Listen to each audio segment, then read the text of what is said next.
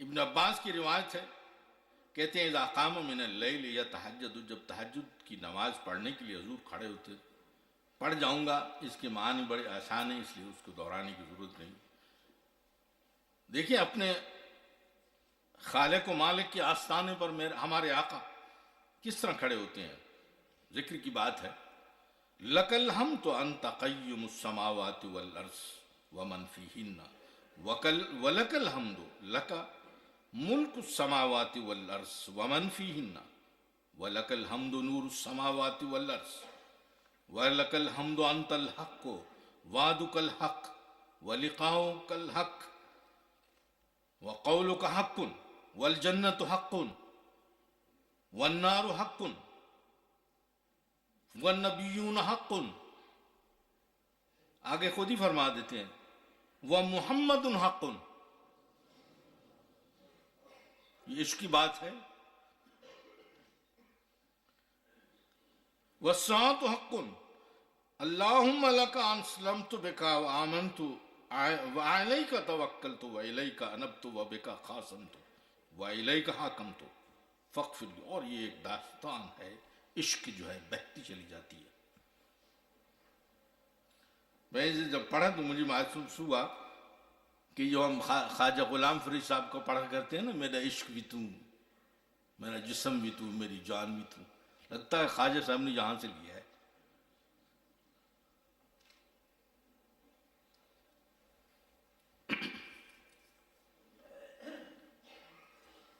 آج جناب صلی اللہ علیہ وسلم کے متعلق ایک راوی کہتے ہیں کہ حضور میدان عرفات میں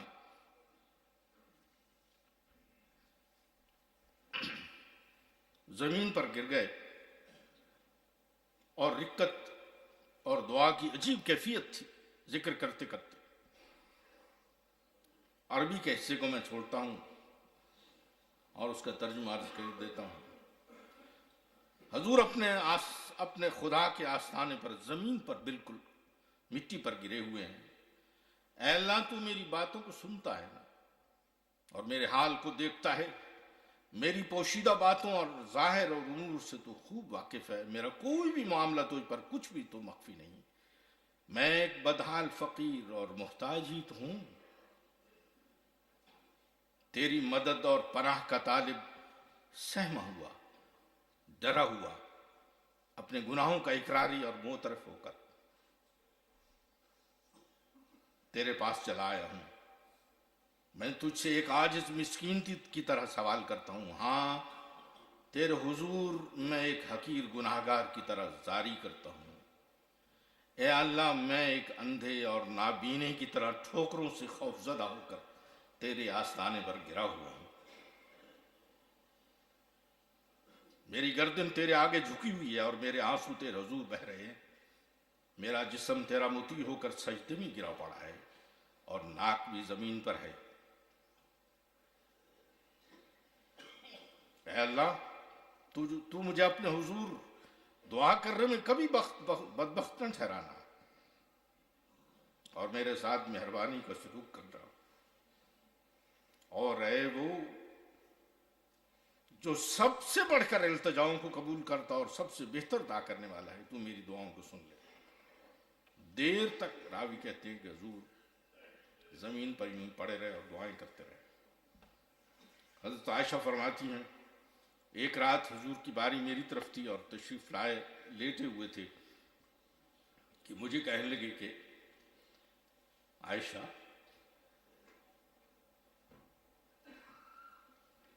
کیا آج کی رات مجھے اپنے رب کی بات میں گزارنے کی اجازت دو؟ حضرت عائشہ کہتی ہیں حضور اجازت کیسی، آپ جیسے چاہیں۔ حضور اٹھے اور مشکیزے سے وضو کیا اور نماز میں کھڑے ہوئے اور رونے لگے، یہاں تک کہ آنسوؤں سے دامن تر ہو گیا۔ پھر ایک پہلو پر تھوڑا سا آرام کیا، پھر ذکر کرتے رہے، پھر دائیں پہلو پر۔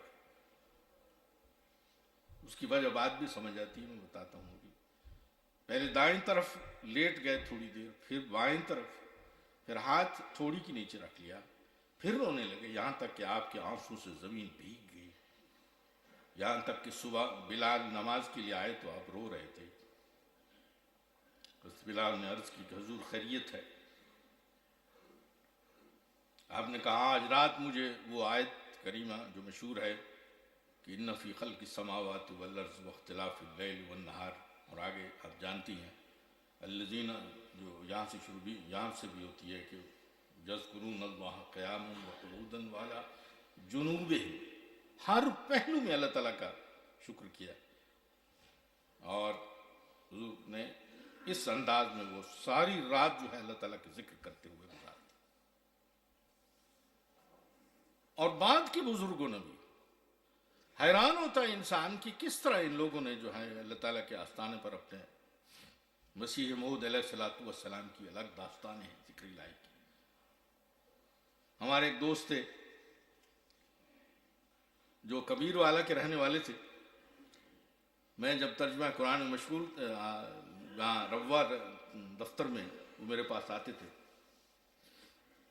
اور میں کام چھوڑ کر ان کی باتیں سنتا تھا۔ 1974 میں وہ احمدی ہوئے تھے۔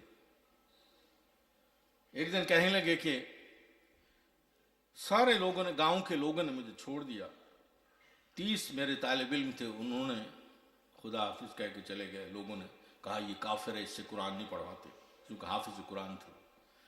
کہتے ہیں میں نے ایک تھڑا سا ریلوے لائن اس کے سڑک کے سامنے بنا لیا اور وہاں اکیلا عبادت کرتا تھا۔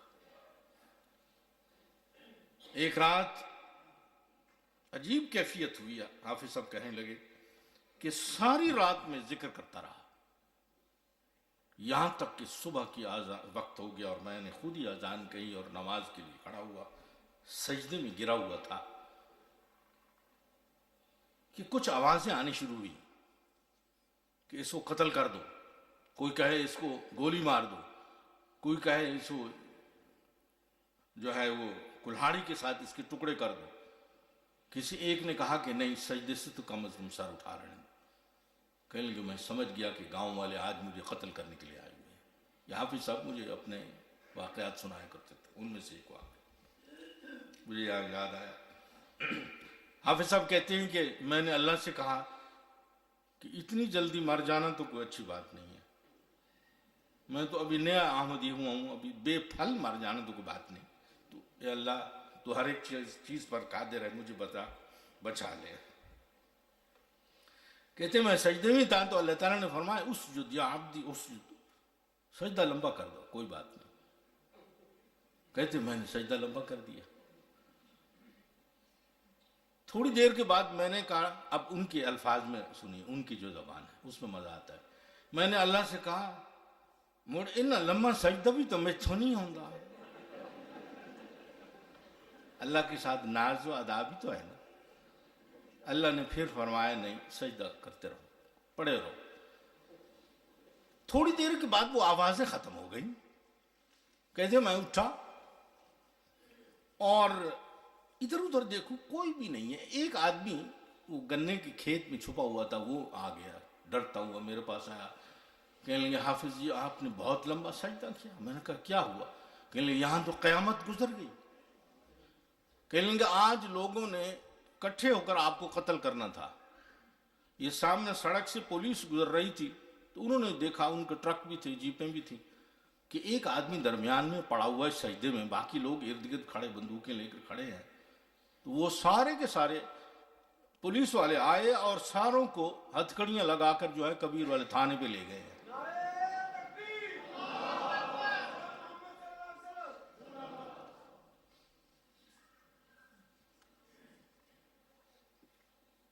حافظ صاحب کہتے ہیں میں پھر آستانے پر گر گیا کہ اب تو شکر بھی نہیں ادا ہوتا۔ بس عزیزان اپنی زندگیوں کو اللہ تعالیٰ کے ذکر کے ساتھ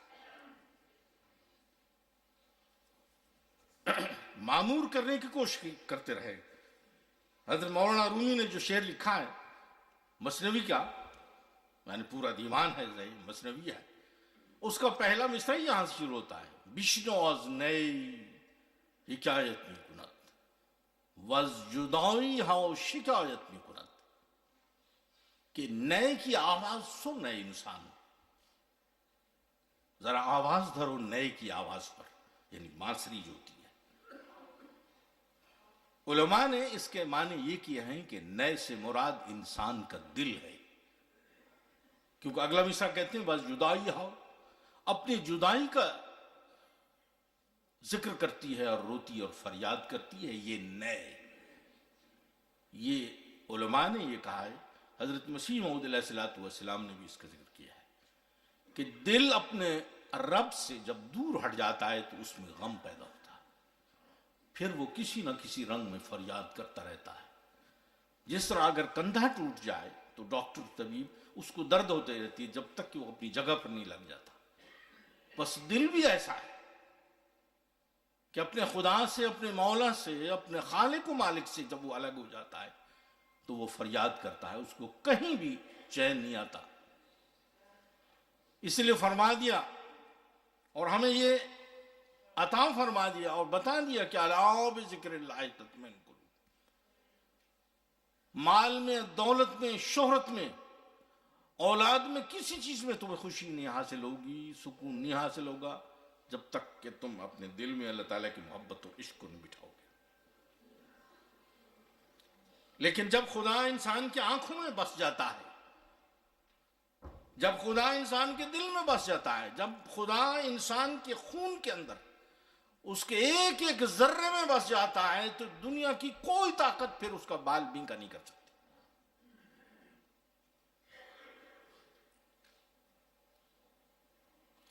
حضرت مسیح موعود علیہ السلام فرماتے ہیں انسان خدا کی پرستش کا دعویٰ کرتا ہے، مگر کیا پرستش صرف بہت سے سجدوں اور رکوع اور قیام سے ہو سکتی ہے؟ یا بہت مرتبہ تسبیح کے دانے پھیرنے والے پرستار الہی کہلاتے ہیں؟ بلکہ پرستش اس سے ہو سکتی ہے جس کو خدا کی محبت اس درجہ پر اپنی طرف کھینچے کہ اس کا اپنا وجود درمیان سے اٹھ جائے۔ اول خدا کی ہستی پر پورا یقین ہو اور پھر خدا کے حسن و احسان پر پوری طرح اطلاع ہو، پھر اس محبت کا تعلق ایسا ہو کہ سوزش محبت ہر وقت سینہ میں موجود رہے، اور یہ حالت ہر ایک دم چہرہ پر ظاہر ہو، اور خدا کی عظمت دل میں ایسی ہو کہ تمام دنیا اس کی ہستی کے آگے مردہ متصور ہو، اور ہر ایک خوف اس کی ذات سے وابستہ ہو، اور اس کی درد میں لذت ہو، اور اس کی خلوت میں راحت ہو، اور اس کے بغیر دل کو کسی کے ساتھ قرار نہ ہو۔ اگر ایسی حالت ہو جائے تو اس کا نام پرستش ہے، مگر یہ حالت بجز خدا تعالیٰ کی خاص مدد کے کیوں کر پیدا ہو؟ اس لیے خدا تعالیٰ نے یہ دعا سکھلائی ہے کہ ایاک نعبد و ایاک نستعین، یعنی ہم تیری پرستش تو کرتے ہیں مگر کہاں حق پرستش کا ادا کر سکتے ہیں جب تک تیری طرف سے خاص مدد نہ ہو۔ خدا کو اپنے حقیقی محبوب قرار دے کر اس کی پرستش کرنا یہی ولایت ہے جس کے آگے کوئی درجہ نہیں، مگر یہ درجہ بغیر اس کی مدد کے حاصل نہیں ہو سکتا۔ اس کے حاصل ہونے کی یہ نشانی ہے کہ خدا کی عظمت دل میں بیٹھ جائے، خدا کی محبت دل میں بیٹھ جائے، اور دل اس پر توکل کرے اور اسی کو پسند کرے، اور ہر چیز پر اس کو اختیار کرے، اپنی زندگی کا مقصد اسی کو یا اسی کی یاد کو سمجھے۔ اور اگر ابراہیم کی طرح اپنے ہاتھ سے اپنی عزیز اولاد کو ذبح کرنے کا حکم ہو یا اپنے تئیں آگ میں ڈالنے کا اشارہ ہو تو ایسے سخت احکام کو بھی محبت کے جوش سے بجا لائے، اور رضا جوئی اپنے آقا کریم میں اس حد تک کوشش کرے کہ اس کی اطاعت میں کوئی کسر باقی نہ رہے۔ فرمایا یہ بہت تنگ دروازہ ہے اور یہ شربت بہت ہی تلخ شربت ہے، تھوڑے ہیں جو اس دروازے میں داخل ہوتی ہیں اور اس شربت کو پیتے ہیں۔ حضور فرماتے ہیں، فرمایا یہ مرتبہ بجوز صدیقوں کو کسی کو حاصل نہیں ہو سکتا۔ یہی وہ عبادت ہے جس کے ادا کرنے کے لیے انسان مامور ہے، اور جو شخص یہ عبادت بجا لاتا ہے تب تو اس کے فعل پر خدا کی طرف سے ایک فعل مترتب ہوتا ہے جس کا نام انعام رکھا گیا ہے۔ اللہ تعالیٰ سے دعا ہے کہ وہ ہمیں اپنی زبانوں کو بھی اور اپنے دل کو بھی اللہ تعالیٰ کی ذکر کے ساتھ مزین رکھنے کی ہم سب کو خدا تعالیٰ توفیق عطا فرمائے۔ وآخر دعوانا ان الحمد للہ۔